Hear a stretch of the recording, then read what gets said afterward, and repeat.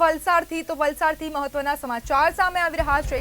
વલસાડમાં મેલી વિદ્યામાં દીકરીને જીવલેણ ડામ અપાતા તેનું મોત થયું। પાડી તાલુકાના પલસાણા ગામે આ ગંભીર ઘટના બની હતી। મંતવ્ય ન્યૂઝની ટીમ પલસાણા ગામના સ્મશાન પર પહોંચી।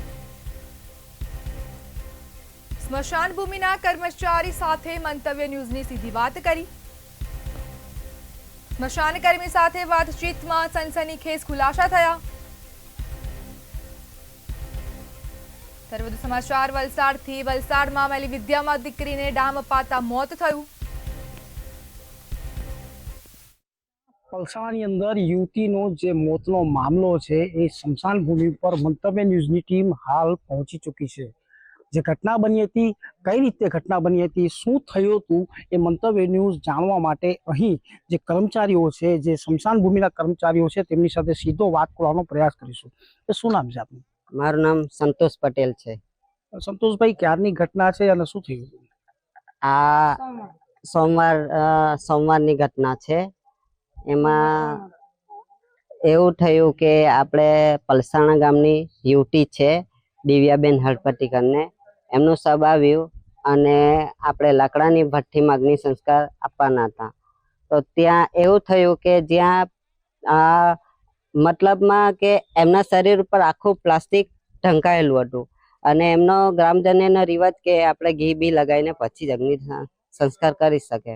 તો ગ્રામજનો લોકોએ બધું પ્લાસ્ટિક ને બધું કાઢ્યું, શરીર પરથી કાઢ્યું। તેવું જ એમને જે શરીરમાં આખા શરીરમાં જે ધબ્બા હતા, જે જલન ના હતા, દાજી ગયેલા એવા હતા, એમને દેખાયું ધીરે ધીરે। પહેલા અહીંયા દેખાયું ખોપરી માથા પર, અને પછી ધીરે ધીરે જોયું તો બે હાથે, બે પગે, પેટમાં, ડૂટી પર, છાતી પર, ગળામાં એવી રીતના 6 થી 7 ધબ્બા દેખાયા। તો એમને શંકા ગઈ છે કે આ તો શું થયું?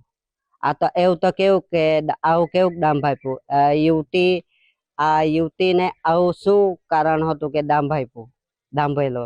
એ આશંકા ગઈ। એટલામાં એવી રીતના ચર્ચામાં એ લોકોના ગ્રામજનો વચ્ચે તકરાર થઈ, મતલબ આમ તેમ થઈ, બોલાચાલી થઈ। એટલે હું ત્યાં એમને કીધું કે જ્યાં લગી તમે આ મામલો ઠંડો નહીં પડે ત્યાં લગી અમે અગ્નિ સંસ્કાર નહીં કરવા દેવું।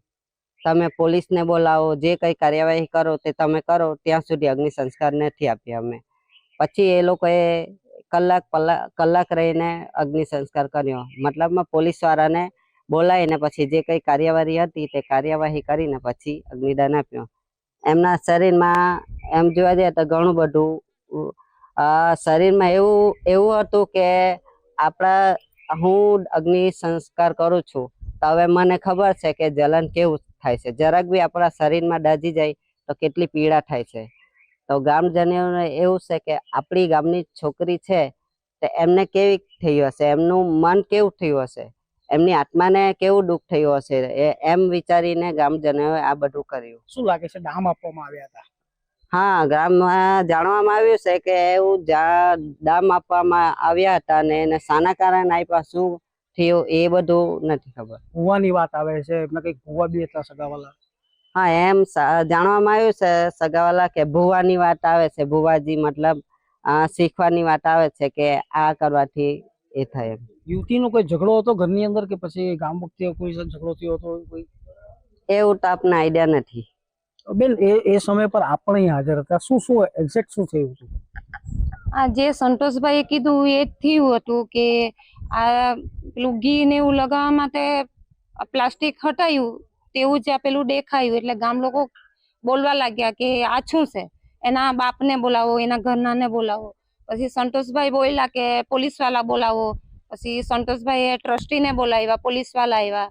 પછી એ લોકો જોયું, પછી કલાક પછી અગ્નિ સંસ્કાર બધું વાતચીત થઈ। પછી અગ્નિ સંસ્કાર કઈ જગ્યા પર ક્યાં ક્યાં ડામ આપવામાં આવ્યા? કપાર પણ હતો, ગરામાં હતો, સાટી પણ હતો, પેટમાં ડૂટીના ભાગ પણ હતા, પછી પગમાં હતા, હાથમાં હતા, એવા બધા હતા। તો જે રીતે મંતવ્ય ન્યૂઝ જાણવાનો પ્રયાસ કરી રહ્યું છે, યુવતીને ડામ ચોક્કસથી આપવામાં આવ્યા હતા। જે સ્મશાન ભૂમિના કર્મચારીઓ છે તેમના દ્વારા પોલીસને જાણ કરાઈ હતી।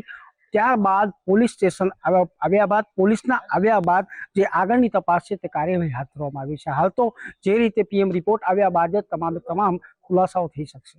મયુર જોશી, મંતવ્ય ન્યૂઝ, વલસાડ.